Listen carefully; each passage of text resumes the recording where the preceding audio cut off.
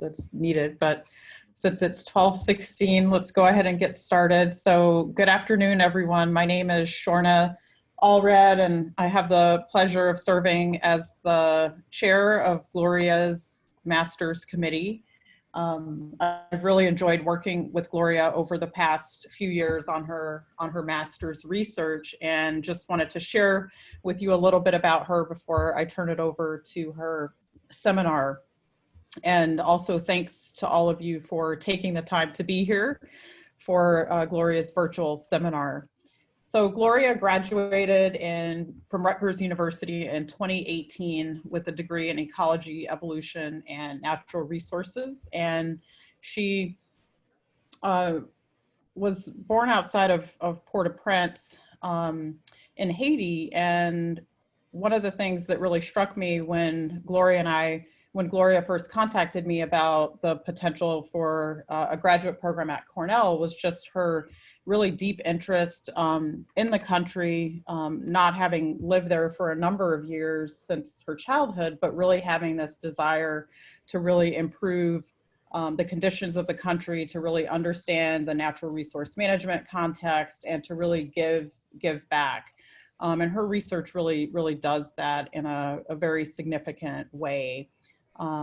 And I'm really excited to see the enormous undertaking that she has done for her master's research to really examine not only the ecological, but the social conditions leading to agroforestry adoption, livelihood improvement for communities throughout the country of Haiti.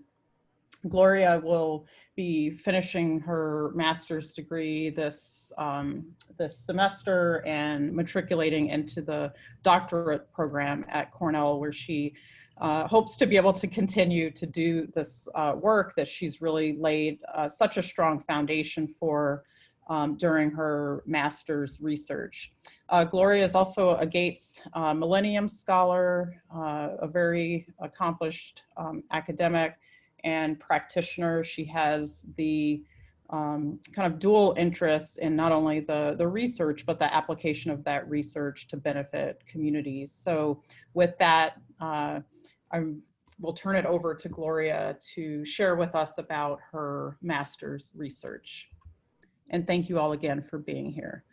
Let's make sure we have committee members present. So I wanted to also just acknowledge Gloria's fabulous committee members. So one is Stephen Morreale and Jim Lassoie and Jen Meredith. So do we have all three here? No, are we missing Jim? Jim's just trying to get on. I just shared the link. Okay, thank you.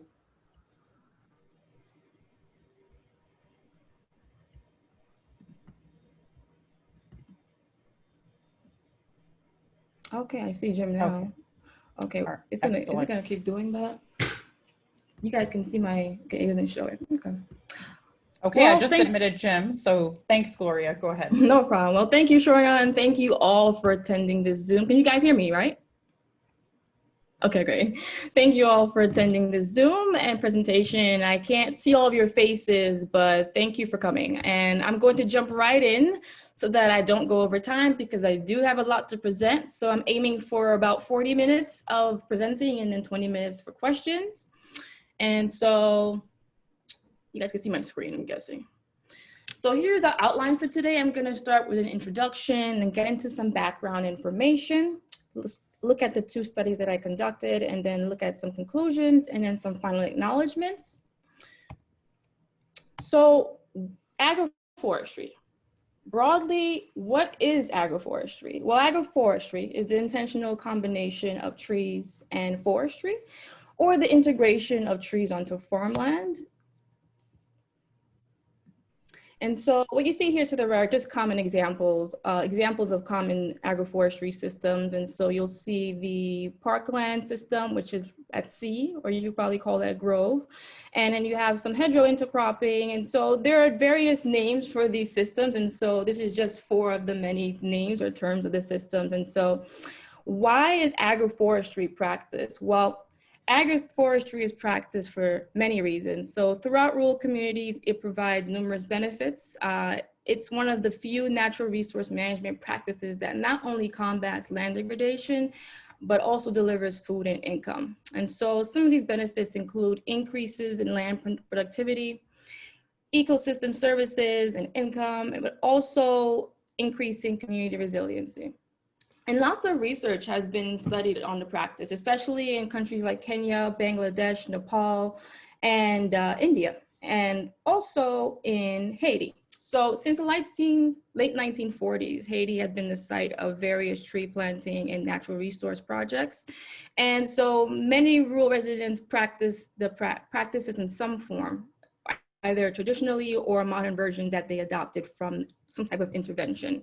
What you see here is just a timeline of some of the well-known agroforestry or tree planting projects that have occurred in Haiti, and most notably of them is the Agroforestry Outreach Project, which was a 10-year project that lots of studies were implemented to develop it, but also lots of studies came out of that program. And beyond that, a number of other programs came from that or stem from that, but that is the most well-known large-scale practice in the country. And some of the agencies that have also conducted agroforestry or tree planting or watershed management in the country are listed below or shown below. And also a variety of organizations have also been implemented in the country that have attempted to plant trees or increase tree cover or address deforestation. I'd like to point out that on the bottom right, you see Trees, Water, People. Our very own alumni, Jamara Gifford, is one of the directors on the board, and she works for them now. So that's awesome that they had a project in Haiti before. Hey, Jem. And so I think it's important to note my background and how did I come to study agroforestry and why Haiti. So those are two common questions that I often get, and Shorna did a good job of addressing my background. So just to provide a simple background, that's me, 1998, 4 years old, I guess. You can guess my age now if you want. And I was born in Kafu. And in 2000, my family and I immigrated to the States. My mother, brother, and I immigrated to the States where my father was currently living and working. And so from there, in 2018, I decided to go back to Haiti despite my parents' objections. I had to go back upon realizing that after obtaining my degree in ecology and natural resources, I could do something there. And at least I could do something for the people in some way. Because if you're familiar with Haiti, then it is very likely that you have come across something pertaining to Haiti's trees at some point, or poverty rates, especially if you're in natural resources, is quite a known, I guess, background or case study. So growing up, I was always aware of the extreme poverty. And in my early college years, I became familiar with the deforestation issue. And at that point, I was still not familiar with the rural life, so I was intrigued to study this. And it's well known that Haiti does have severe ecological and poverty issues. And recognizing this, I felt that as if it was my duty to study the human dimensions of natural resource management in the country. But I do want to address something. Deforestation has been ongoing and for centuries, colonialism and post-colonial times, as well as international interventions, political instability, and of course the human geography in the country all impact deforestation. And so the deforestation is lack of tree cover, but as for deforestation, most of Haiti's forests were gone before rural residents really started to, I guess, harvest them to meet for fuel demand. So I think it's kind of overly simplistic to say that rural Haitians deforested the country, you know? And so while that's there, I'd like to just plug this in here that despite the fact that Haiti is poor, it is rich in many ways. It is rich in resources, rich in its culture, rich in history. And these are just some of the images that I compiled. A couple of them are from me and a number are from Google. And so I just want to plug that in so that the narrative does not stick to just the poorest country in the Western Hemisphere, which is a phrase that I hate, but there is some fact to it, all right? Moving on now. So we know that various forms of agroforestry are implemented throughout the country today, which include alley cropping, woodlots, groves, home gardens, and that there have been many past interventions. So, but not much is known about the long-term impacts of these interventions and how the practice has evolved in intervention communities. And agroforestry is one way to address the ecological and human crisis in Haiti, but information on the current barriers to adoption or residents' experiences with the practice is currently limited. And what I mean by the ecological and human crisis is that there are current conditions that are currently negatively impacting the land and environment, and also negatively impacting human safety and livelihood. What you see here are two images that I captured while in the field last year. And this is the worst case scenario. So if you don't know, Haiti is very steep in some parts are more hillier than others. There are some flat plains and there are flat areas, predominantly near the major city areas, but this is the worst case scenario of what Haiti's mountain landscape could look like if unsustainable agricultural practices continue. And so yeah, these hillsides are prone to erosion and people are living in extreme poverty, and there's also limited government support that implements national, I guess, soil conservation programs. So as you can see, that's a critical concern right now. And so based on 20 years of research on agroforestry and agriculture in Haiti, researchers have concluded that natural resources have only been restored to a small extent in communities, and that landscape level implementation is possibly very unlikely because one of the main reasons is the amount of funding or investments needed to really implement a solid ideal model throughout the country. But it's a better understanding of adoption processes and outcomes, regardless of what scale these interventions could be implemented. I think it's important that we understand the adoption processes and the outcomes of agroforestry in order to reach a possible landscape scale. And so many authors have pushed for a bottom-up approach to implementation, both globally and in Haiti. And so this brings up the framework for the thesis, the Ecoagricultural framework, which was developed in part by one of our very own here in DNR, Louise Buck, and students here as well as their partners that helped develop the framework. The Ecoagricultural framework was developed to address the demands of large-scale landscape management and incorporate sustainable rural livelihoods. It's a vision for improving human management of the land and natural resources. And it seeks to identify and document synergies between conservation, rural livelihoods, and agricultural production. So for more information on that, I recommend that you check out Buck et al. I'll probably send that out if anybody's interested. And so, but there's two things you should know is that in general, evaluations at the local level, because again, this is a landscape approach to eco-agricultural practices, but at the local level, the framework provides a tool to evaluate different measures for project success or progress. For example, such evaluations can reveal if projects are doing what they intend to do or what successful aspects are contributing to its progress. And that is exactly what my thesis attempted to do. And so the Haiti Timber Reintroduction Program is the NGO, is a program that I studied last year. It is a program developed by Haiti Friends, and Haiti Friends, just to note, initially had a partnership with Hospital Albert Schweitzer, which just keep in mind that there is a hospital institution here. So just keep that in mind for the studies that I come thereafter. And so it's a community-based educational agroforestry program implemented by the US-based NGO. And it was established in 2005 and it's currently active, completely donor funded. And I find that quite interesting in the state, considering the state of programs in Haiti and how they tend to come and go. And it represents a proactive approach to community health by addressing the underlying issues of poverty and environmental degradation. And it's worked with over 9,000 locals and over 70 communities and has planted over 2 million trees up to date. And so just to mention here, community agroforestry, I'm using the term here in this study, is just, it's a practice where community members carry out agroforestry activities together as a group. So I'll be referring to this throughout the thesis, and I'll perhaps be using CAF just to save time. And so it's common that individuals practice agroforestry together to some extent within their communities. And the objectives are still the same as agroforestry in general, which communities seek to gain income, increase soil retention, and also address other things such as wind erosion with windbreaks. Okay, so moving on now to the study area.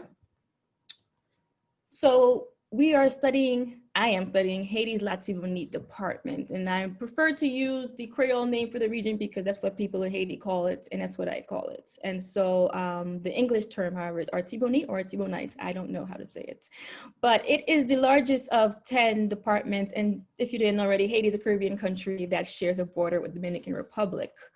And again, so Latibonite is the largest of 10 departments, and it has the largest river running through it, and it is known as the rice basket of Haiti. I don't know if the pre-Clinton, post-Clinton situation affected that, but from what I saw in the field, they're still producing a ton of rice.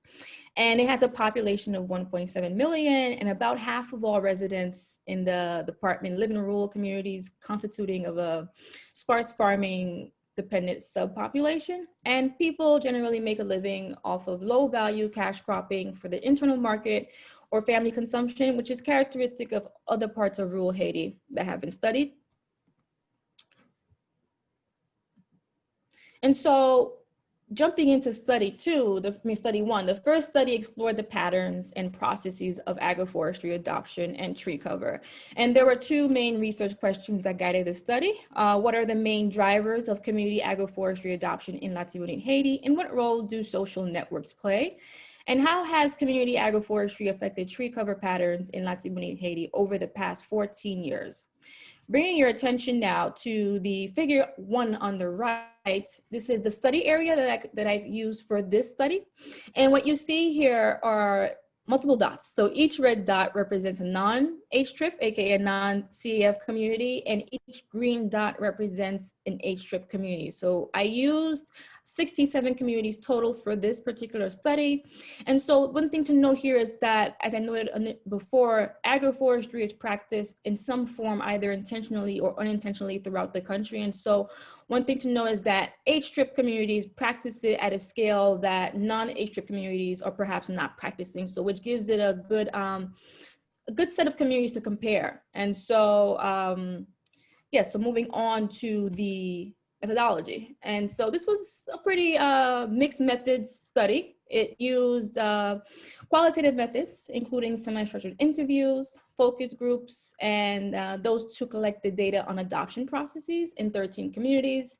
The interviews asked participants about their reasons behind adopting, wanting to adopt, or not wanting to adopt. It also asked participants to describe their recruitment processes and if they had connections in other H-trip communities. Quantitative analysis of secondary data was used to understand tree cover patterns. So for research question 2, I used 60 communities to evaluate tree cover patterns. So these were 30 communities that were H-trip communities, aka CF communities, and 30 that were not H-trip communities that did not practice agroforestry. And so I only used communities that practice agroforestry for community agroforestry for at least 10 years, because part of the program is that by at least 10 years, people can start to harvest and replant and start getting the benefits from their trees. So moving on to the results.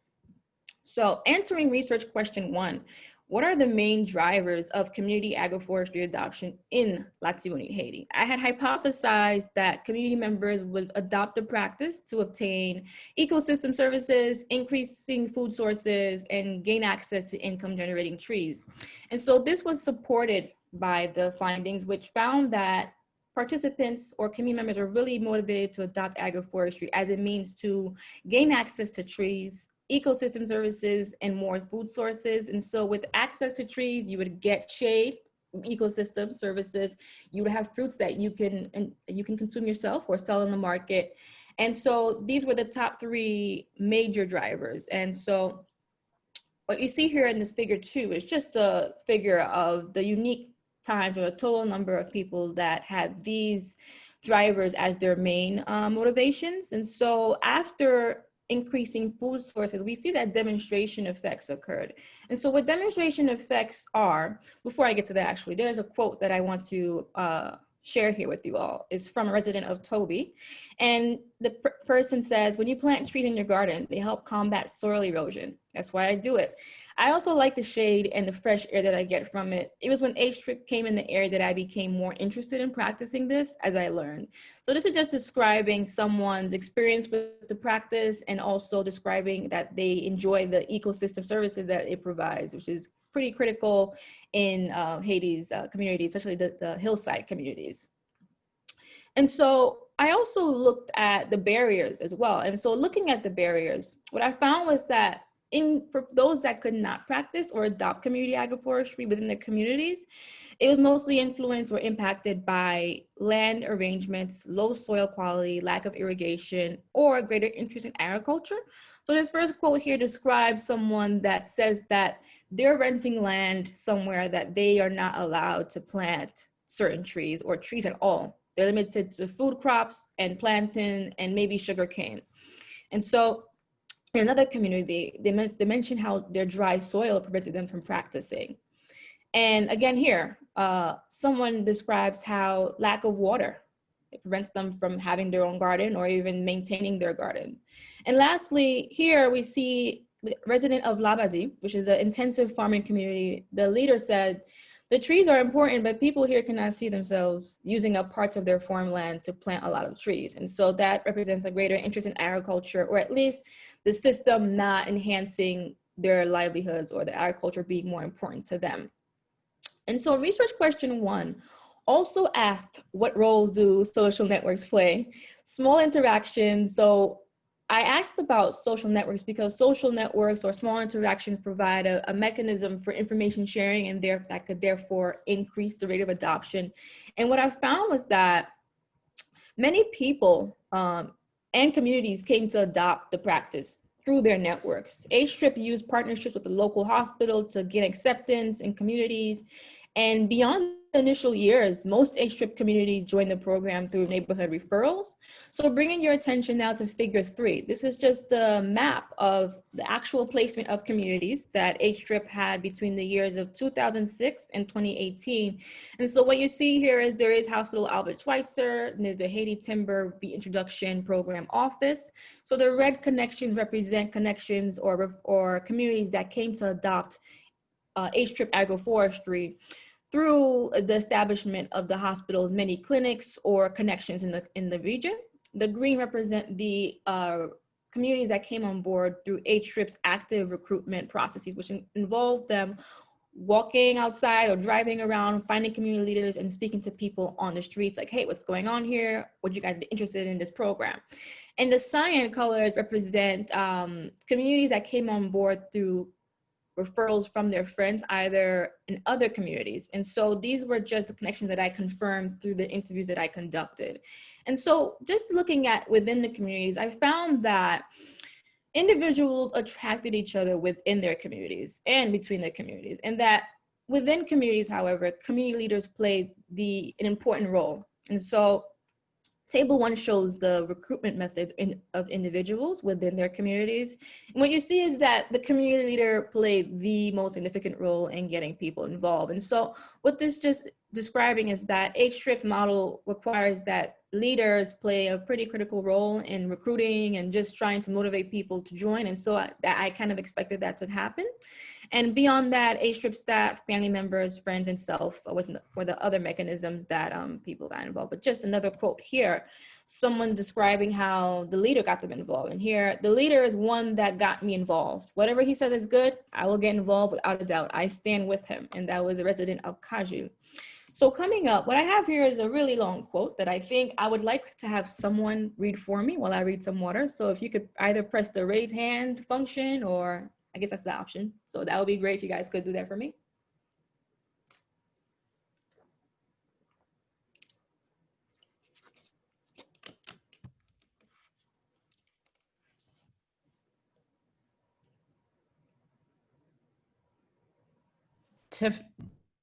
Sorry, Tiffany has raised her hand.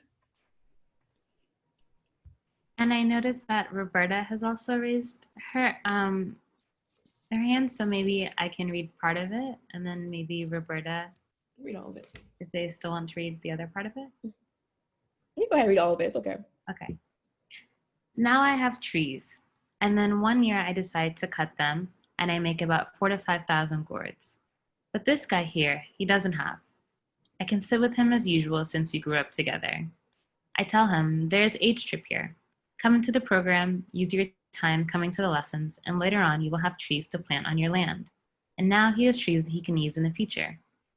Now another person comes, we are each talking with one another, and we recruit more and more people into the program that way. Thanks so much, Tiffany. You read it so nicely. I couldn't read any better than that. And so I wanted to focus in on this quote that provides an excellent anecdote of how participants recruited each other into the H trip. So demonstration effects, which was the third motivation for people choosing to adopt community agroforestry. So what you see here is that people are discussing, people are sharing information, people are recruiting because they want their peers to also reap the same benefits that they're experiencing or obtaining from the practice. And so moving on now, here's just a visualization of the network connectedness of the study participants that I interviewed last year. So each red dot again represents a community, and this is the actual physical distance between communities based on a canvas that I use as a backdrop. And so in each row represents, each arrow represents a connection between communities. The thicker or heavier the line, the more connections it has. And table 2 provides a summary of network ties between the participants that I interviewed. And what you see here, number of ties, percent degree centrality, and information centrality. And what degree centrality shows is how active a community is in a network. So this considered how many connections that were coming in the community or out of the community.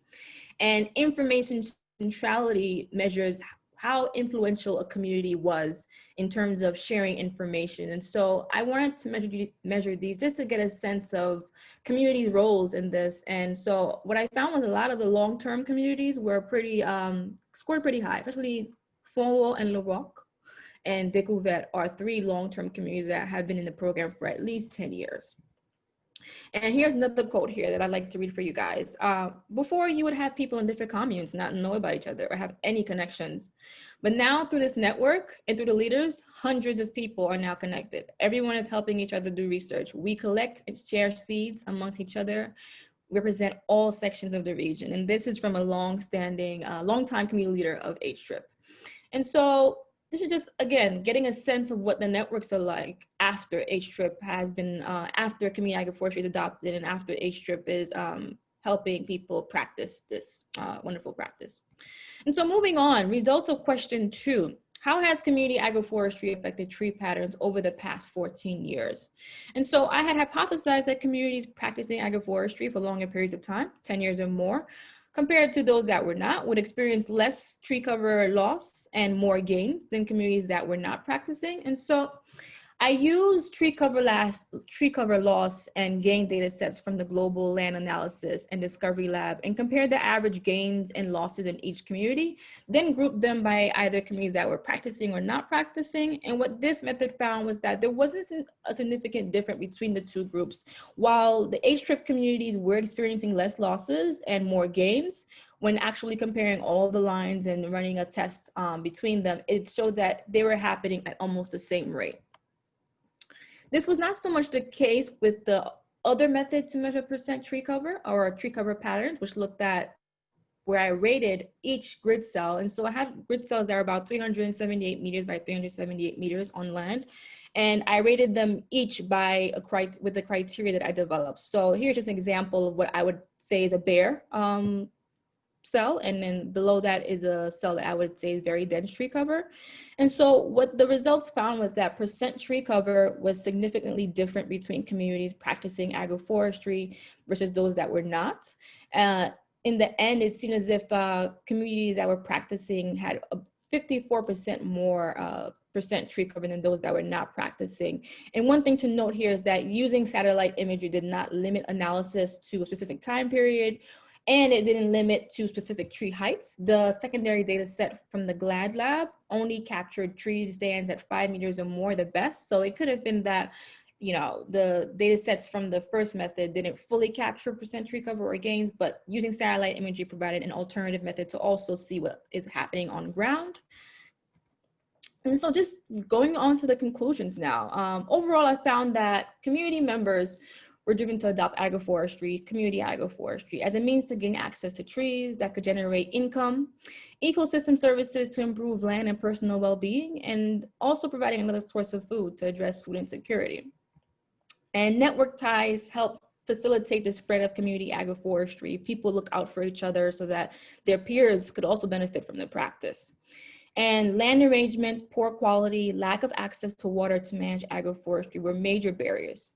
In addition to that, the risk of losing a season's crops from planting trees also pose a barrier. And lastly, percent tree cover significantly increased in communities practicing agroforestry. Losses between the years 2000 and 2019 and gains between 2000 and 2012 did not appear to be significantly different in between communities. And so that brings us to study 2, which explored the relationship between community agroforestry and community capitals in rural Haiti. And so 3 research questions guided this study. And the first is, how does community agroforestry contribute to community capitals? How do the community capitals impact community agroforestry permanence? And how do community capitals vary between communities that practice community agroforestry and those that do not practice? And so the study area represented 3 communes and not 6 like the first study. And again, you see here the green dots are H-strip communities and the red dots are non-H-strip communities. And so this study used 13 studies. And the methodology was based on 13 communities, as I just said, and they were divided based on typologies that described their experiences with H-strip. And so H-strip had over 9,000 participants in 70 communities. So to really try to capture the community's experiences with the practice or the program in general, I developed the typologies. So here we have current, new, phased out, removed, and non-participating, all representing different experiences. So the new community will of course be communities that came on board within the past 1 to 2 years, and phased out would be a community that was once in the program but was phased out because almost everyone in the community had participated and could handle it on their own. And so I utilized a variety of qualitative methods to conduct the research, which included semi-structured interviews, focus group interviews, participant observation, and field observation. I also used a series of secondary data sets provided by H-strip and Hospital Allred Schweitzer. And for analysis, I used Deduce to code transcripts and conducted a thematic analysis in Deduce and used those to provide the results.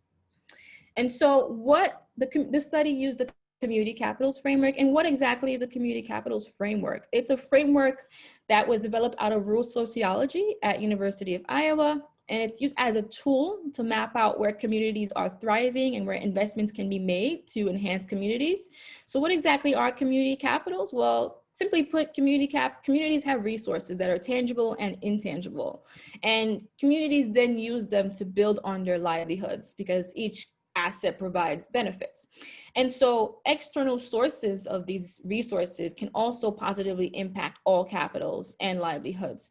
And together, since not one capital can be efficient on their own, together they set the stage for community development.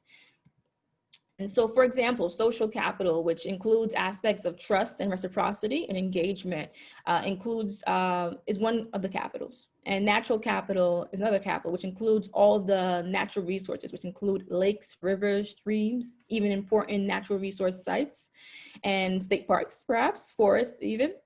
And human capital, which is also an important one of the 7 community capitals, includes the skills and capabilities of people that allow them to make a living and strengthen their communities.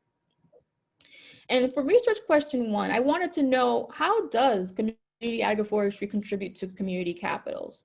So here's one response derived from an interview. What we see here is that being involved in the practice increased someone's skill sets, which allowed him to successfully yield better cherries, I guess, and which allowed him to sell more than he normally did prior to learning the skills that he needed to produce more. And so this represented an increase in natural, financial, and human capital.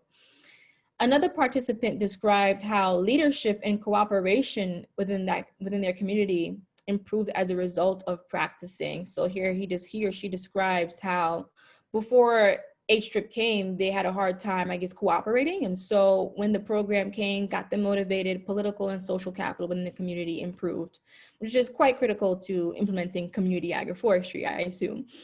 And so now a thematic analysis of the interview data that again, I did use Deduce to code the excerpts from the transcript. So a thematic analysis of the interviewees practicing community agroforestry found that when discussing positive aspects of community agroforestry, they really tended to talk about positive aspects of human, social, and financial capitals within their communities, which suggests that community agroforestry is perhaps making some decent contributions to these community capitals. And what we have here as well is, I also wanted to know, how did people leverage these gains in community capitals to improve others? And so what we see here is that one participant describes how there were times when people were stuck and all of these trees here were all planted. People here when people here have a problem or an inconvenience in the community, or to send their children to school, which again is quite expensive for some people, they cut them and make charcoal and they sell them and send their kids to school. And this represented an increase or enhancement in natural, financial, and human capital. So in this case, people use their natural capital in the form of trees to produce charcoal to be able to afford their kids an opportunity to go to school or an emergency. And someone else noted how the trees were used to make furniture and build their home, which is quite critical. You need somewhere to sleep, you need somewhere to be safe in a storm. And so that represented people using their natural capital to build on their built capital. And yes, now looking, just to add on to that, I wanted to see how community capitals were coded together and how many times community capitals co-occur together on the same excerpt, just to provide some more support for that finding that participants did build their livelihoods by using one capital to build on the other. And what I found was that of the 7 capitals, human capital was the most frequent co-occurring code, suggesting that it played a critical role in enhancing other community capitals. Social and financial capital were also co-occurring at almost the same frequency. And so this just kind of helped to add to the idea that capitals enhance one another and that together they really help set the stage for development or enhance livelihoods in general. And so research question 2, I wanted to know if the enhancements in those community capitals, or in other words, the benefits of community agroforestry, how did it reinforce or impact agroforestry permanence? Agroforestry permanence is, simply put, did people maintain the practice? Are people continuing to do it together, and why? And so answering research question 2, I found that, in fact, the benefits from enhanced capitals, or in the form of enhanced capitals, reinforce community decisions to maintain agroforestry. What we see here are just 3 quotes of people describing how they decided why they were continuing to practice. So first we see, the more you do it, the more benefits, the more trees, less runoff. So ecosystem services for this person influenced him to keep practicing. And one particular aspect of rural Haitian livelihood is that charcoal has a huge demand in major cities, and much of the country's fuel is provided by wood or charcoal. And so there's always that market there. And so for many people, having access to trees that they could prune and manage to produce charcoal was really an important livelihood strategy. And so for many of them, when they needed money, they'd go into their tree bank and cut a couple branches, make some charcoal, and then sell it somewhere locally. And then they'll have money to purchase food that's not on their land. So it addressed food security and incomes, which is all quite important. And therefore, having access to those, or being able to produce charcoal in times of need, reinforce people's decisions to maintain the practice in their communities. But at the same time, where community capitals were not enhanced, members chose to abandon agroforestry. And here's a pretty intense quote, but I think it's pretty important to note this, is that in communities where they had superior livelihood strategies, such as agriculture, in the case of Labadie, which you see here to the right, this is a community leader just describing why community members decided to not continue to practice. So here you go. We cannot plant trees everywhere because we plant all year round and work the land. It takes 10 years to grow these trees. So we rather use a space to grow our corn, millet, pigeon peas. You understand? These only take 2 or 3 months to grow, you know? This is where HTRIP may have seen this lack of participation. The projects would start every year, but they would not really hold up.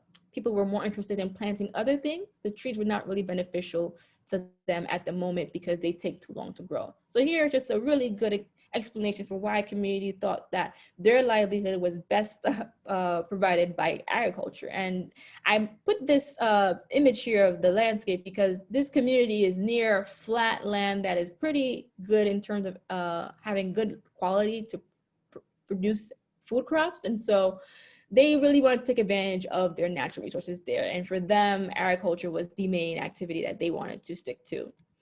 And so one thing that I also noticed was that people that live closer to major cities, I mean, communities that were closer to major cities or low-lying areas had access to more livelihoods. So one staff member mentioned how having access to alternative livelihood methods, which included selling stuff on the streets or selling things that are not food or food crops, were available to them. And so that kind of reinforced people's decisions to stop showing up for certain activities for an H trip.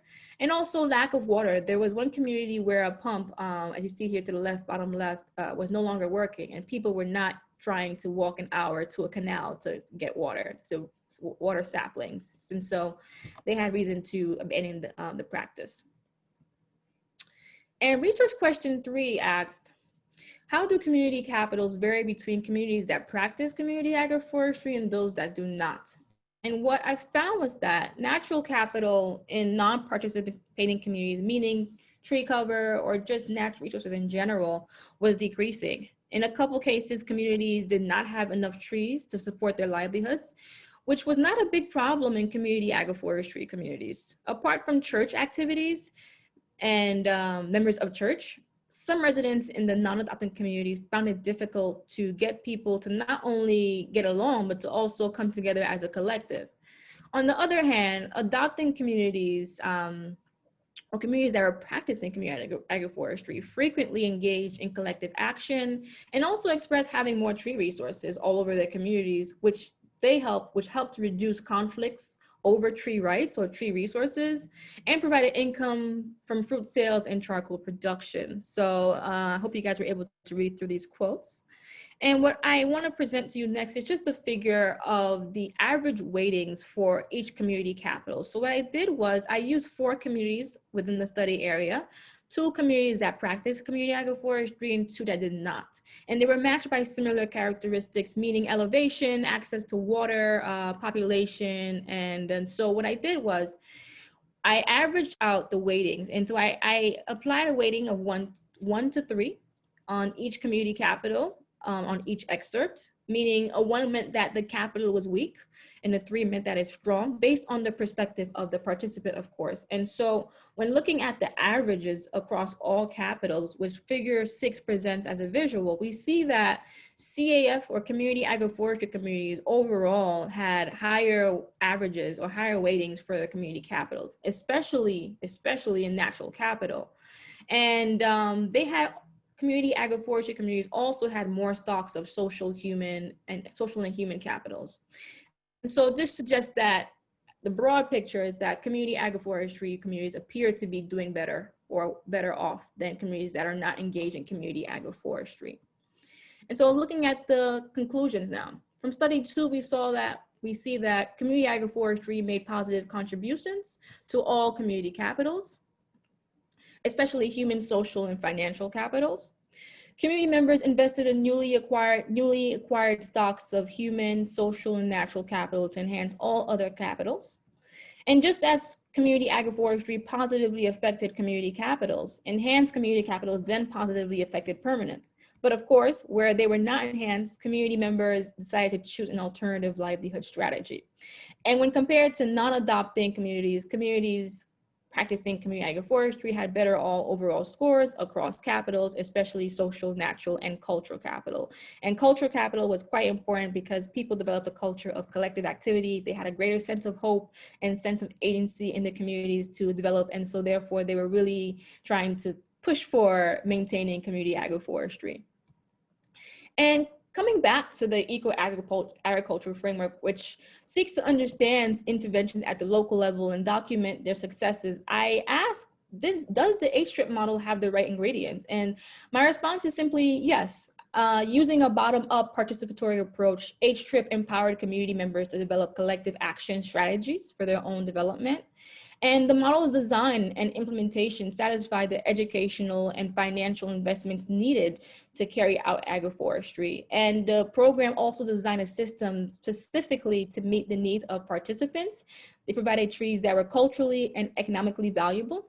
And one thing to note is that understanding tree culture plays an important role in gaining acceptance for an intervention and can therefore facilitate bringing agroforestry to scale. And H-Trip promoted network building. And the staff, what I mean here is that the staff kept in touch with communities, even those that were phased out. The network connections between communities formed out of H-Trip allowed community members to share experiences and assist one another. And this contributed to a greater sense of agency and also establish communities of practice. And next question that I just want to go overview, did the program do what it intended to do? As mentioned earlier, the H-Trip was a proactive approach to addressing community health by addressing the underlying needs of issues of poverty and environmental degradation. So I think it did to some extent. And here's what it did do. It addressed food security, an aspect of health that participants used, as participants used sale from charcoal to address food needs. It also promoted positive community relationships, and that contributed to a better well-being and comfort within communities. It educated people to learn a strategy that could help them escape the poverty trap to some extent, while also affording parents the ability to send their kids to school. It planted millions of trees across the study area, which addressed tree cover and deforestation. And it helped address soil conservation with rock wall constructions and trees so that participants could increase their land productivity and obtain greater yields. What the program did not do is address the reality of rural Haitian life. Despite all of this success, or despite all of these contributions, the reality is that there are a number of things, basic needs that communities in Haiti's rural landscape need in order to thrive. And that this is not something the program can do. And so much is the problem for development projects in general. Basic needs such as healthcare, developed roads, and just support services in times of need are not available. And so until those needs are met, there's only so much that a program like this can do. But that's why I say yes to some extent. And so some key takeaways from this study is that trees continue to play an important role in rural Haitian livelihoods. And recognizing this, residents took advantage of the H-Trip, which helped to address certain barriers to the practice. And practicing community agroforestry gave residents a sense of hope and responsibility for their own well-being within their communities. Access to tree resources determined to what extent community members could cope with food security. The more trees someone had, the more securities. And charcoal is still a dependable source of income for many rural Haitians in time of need. And lastly, or I think almost lastly, rural Haitians are very closely knit. And H-Trip established communities of practice. There was a resurgence in tree planting, and participants recognized the importance of trees. And when something was good, such as community agroforestry, which helped them escape poverty in some way, they felt obligated to invite others because we're all in this together. It's a tough world. And so that concludes my study. And so I'd like to just acknowledge a couple of folks. So of course, Haiti Friends, which accepted me from the beginning. I found them on Instagram, very millennial-like of me. And from the beginning, they've been very accepting, supporting me on ground, off ground, and the staff in Haiti are amazing. They're very experienced, and I appreciated all their time and their jokes. And of course, sources of funding that was provided by Engage Cornell, the Morreale Center for International Studies, and of course, Gates Millennium Scholars for letting me be able to come here. And also, I want to shout out the departments and people within my department and outside my department for the academic and emotional support. It was greatly appreciated. And moving on to my committee members, they are here. I did not want to use their real pictures. So we have Doctors Morreale, Meredith, and Lassoie, and that is them. It looks like them in a way. And of course, my committee chair, Shorna. I cannot thank you more than I already have thanked you. She took a risk taking me on because Shorna was not so inclined to take on another student because she does hold many hats on campus. It's amazing. And so since being here, she has enhanced my experience here 10 times more than I could have thought. So I thank you, Shorna, for taking the risk with me. And of course, I don't want to cry here. I don't want to cry. If I cry, I'm sorry. But to the people of Haiti,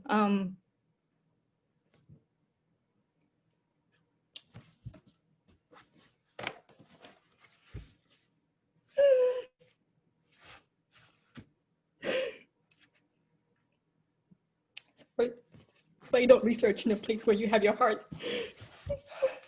So just, I hope that one day you know, that I get that I can contribute to more than just research, and that their voices are heard in government. And so, yeah, these are my people, and thank you. So someone could just, Shorna, could you just take over, because I can't. Yes.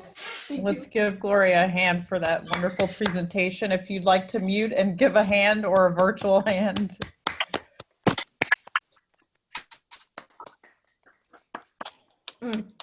And I also, yeah, Gloria, this is your heart, this is your work, and you know, I appreciate that fact that this is more than a research project. You know, this is your life, this is your future. And thank you for sharing that with everyone on the Zoom call today. And I also want to give the ultimate acknowledgement to your mother, Mrs. Blaze, for raising such an incredible daughter. I'm sure that you are very proud of her, as we all are. And it was